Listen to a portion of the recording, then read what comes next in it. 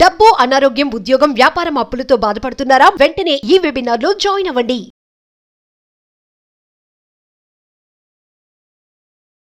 Hi hello namaste, welcome back to Suman TV. Life skills, money coach, law of attraction Brahmashri JKR గారు మనతో పాటు ఉన్నారు. గురుగారితో మాట్లాడదాం. నమస్తే అండి. నమస్కారం అమ్మా. గురుగారు, మీరు ప్రీవియస్ వీడియో చెప్పినట్టు చిట్టి తంత్రాల్లో భాగంగా ధనధాన్య వృద్ధి కొరకు మరి అశోక వృక్ష రెమెడీ ఏమైనా చెప్తున్నారా మా వ్యూవర్స్కి ఈరోజు? తప్పకుండా. అంటే వాస్తవంగా మీకు చెప్పే ముందు ఒక్క విషయాన్ని క్లారిటీ కూడా మనం తెలుసుకోవాలరా. అశోక వృక్షము అంటేనే శోకము లేనిది అని అర్థం అమ్మ. అసలు అశోక వృక్షం కింద బుద్ధ భగవానుడు ధ్యానం చేశాడు, తెలుసా? అవును, అందరికీ తెలుసు కదా. అంటే ఆయనకి జ్ఞానం ప్రసాదించడం కోసం అశోక వృక్షాన్ని ఎన్నుకున్నాడు. అశోక వృక్షం యొక్క ప్రత్యేకత జనాలకు తెలియదు, అంటే కొంతమందికి తెలుసు. అయితే అది ఏం చేయాలి? అశోక వృక్షాన్ని తాళపత్ర గ్రంథాల్లో నిగూఢంగా దాగి ఉన్నది. ఇది కూడా చిట్టి తంత్రాలు అంటే ఇందాక మనం చెప్పుకున్నాం, చిన్నగా రెమెడీ అనే చిట్టి తంత్రాలు. అందుకని దాంట్లో మనకేమి తంత్రం అంటే మనం చెప్పేదే కదా, చిట్టి అంటే చిన్నగా అని అర్థం. ఈ చిట్టి తంత్రాల్లో భాగంగా ఈ అశోక వృక్షం యొక్క ప్రత్యేకత, శోకము అనేది ఉండదమ్మా ఎవరింటి దగ్గర అయితే అశోక వృక్షాలు ఉంటాయి ఆ ఇంట్లో. అందుకని ఈ అశోక వృక్షాన్ని గుమ్మం ముందు, అంటే గుమ్మం ముందు అంటే మరీ ముందు కాకుండా పెరట్లో ఆ ఇంటి ఆవరణలో అశోక వృక్షాలు పెంచడం వల్ల ఆ ఇంటికి నెగిటివ్ ఆరా రాదు, శోకము ఉండకుండా ఉంటుంది, బాధలు లేకుండా ఉంటాయి అని అర్థం. అయితే మరి అశోక వృక్షంతో ఎలాంటి రెమెడీ చేయాలి అని అంటే, మనం చాలాసార్లు బిర్యానీ ఆకులు ఇలాంటి వాటి గురించి కూడా చెప్పుకున్నాం. అయితే అశోక వృక్షం గురించి చాలా తక్కువ మంది చెప్తుంటారు. ఇది చాలా మందితో నేను చేయించాను. ఈ అశోక వృక్షం అనేది ఏం చేయాలంటే, అవకాశం ఉన్న వాళ్ళు పెరట్లో కానీ ఆ ఇంటి ముందు కానీ పెట్టుకోవాలి. సపోజ్ వాస్తు ప్రకారం మనం ఈదిపోటు ఉందనుకోమ్మా, ఏ ఇంటికన్నా ఆ ఇంటి ఈదిపోటు ఎదురుగా అశోక వృక్షం పెడితే ఇంటికి ఈదిపోటు తగలదు. అంటే మొత్తం తగలదా అంటే 50% ఆ వృక్షం తీసుకుంటాం. అంటే ఈదిపోటును సైతం జయిస్తుంది. అప్పుడు వాస్తు దోషాలు లేకుండా ఇంట్లో ప్రశాంతంగా ఉండొచ్చు. ఒకటి. అలాగే ఇదే అశోక వృక్షం ఆకులని తీసుకొచ్చి మీరు పూజా మందిరంలో పెట్టి గంధ సింధూరంతో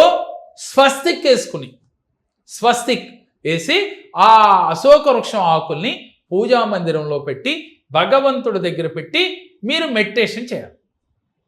ఎక్కడ ఏది చేసినా ధ్యానం చేయాల్సిందే. ధ్యానము అంటే మహానుభావులు ఎంతో మంది, అంటే బుద్ధ భగవానుడు కావచ్చు, రమణ మహర్షి కావచ్చు, ఎంతోమంది ధ్యానం చేసిన తర్వాతే మన జీవితం ఏంటి, మనం ఏమిటి అనేది వారు తెలుసుకోగలిగారు.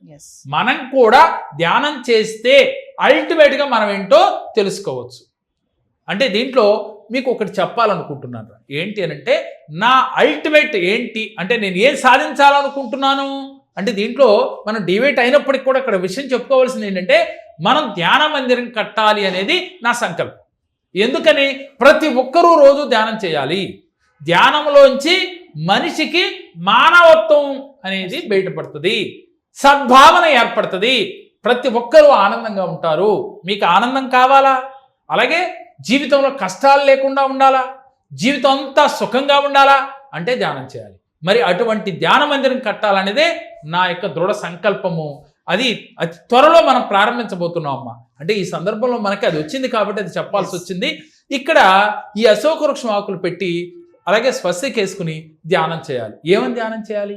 మీకు ఎలాంటి కష్టం ఉందో, అంటే ఆర్థిక కష్టాలు ఉన్నాయనుకున్నాం కదా, అంటే ఆ పదాన్నే వాడకూడదని చెప్పుకున్నాం ఇందాక. మనం వాడకూడదు, కానీ మీకు అర్థం కావాలని ఆ పదాన్ని చెప్తూ ఉన్నాను.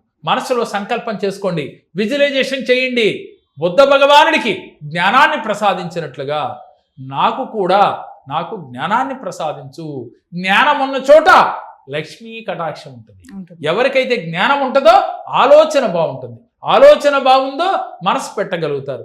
ఎప్పుడైతే మీ మనసు మీ మాట ఉందో యూనివర్స్ కనెక్ట్ అవుతారు. ఎప్పుడైతే యూనివర్స్ కనెక్ట్ అయ్యారో పంచభూతాలు, యూనివర్స్ అన్నీ మీకు కనెక్ట్ అయ్యి మీరు ఏది కావాలో అది ఇస్తారు. అట్లా ఈ అశోక వృక్షాన్ని పెట్టి ధ్యానం చేస్తే వెంటనే కనెక్ట్ అయిపోతారు. ఇంకా ఆకులు తర్వాత తీసుకెళ్ళి మీ గళ్ళాపెట్టిలో పెట్టుకోవాలి. వ్యాపారం చేసేవాళ్ళు జన ఆకర్షణ కలుగుతుంది. వ్యాపారంగా ఉండి ఉద్యోగాలు చేసేవాళ్ళు అయితే బీరువాలో పెట్టుకోవాలి, క్యాష్ పెట్టే చోట. ఇలా చేయాలి. లేదు సార్ ఇంకా నాకు అల్టిమేట్గా రెమెడీ కావాలి అనుకని మీకు ఆలోచన ఉంటే, ఎక్కడైతే అశోక వృక్షం ఉందో రోజు ఉదయం తెల్లవారుజామున లేచి 1 గంట ధ్యానం చేయండి.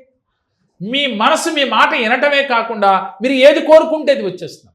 అంటే ఎట్లా వస్తుంది అని అంటే అల్టిమేట్గా భగవంతుడి దగ్గర నుంచో యూనివర్స్ దగ్గర నుంచో పంచభూతాల దగ్గర నుంచో వచ్చేది మనకి. అయితే పంచభూతాల దగ్గర నుంచి యూనివర్స్ దగ్గర నుంచి ఏమొస్తుంది? వారికి అనుగ్రహం వస్తుంది. ఆ అనుగ్రహం ఎలా వస్తుంది? నువ్వెన్నుకున్న వృత్తిలోంచి వస్తుంది, ఆ క్లారిటీలోంచి వస్తుంది, నీ సంకల్పంలోంచి వస్తుంది. మళ్ళీ అక్కడ నువ్వే ఆ మణిని సంపాదించేది, ఆ మణిని తెచ్చుకునేది ఎవరు? నువ్వే. కానీ వాళ్ళ అనుగ్రహం ఇస్తున్నారు, కానీ ఆ క్లారిటీ నువ్వు ఇవ్వాలి. ఎప్పుడైతే నీ క్లారిటీ ఇచ్చావో యూనివర్స్ కానీ పంచభూతాలు కానీ తదాస్తు అంటే నువ్వు అనుకున్న గోల్ రీచ్ అయ్యి. గురుగారు ఇందాక మీరు నెగిటివ్ ఆరా అన్నారు కదా, నెగిటివ్ ఆరా అంటే? నెగిటివ్ ఆరా అంటే మనలో థాట్ ప్రాసెస్ అమ్మా.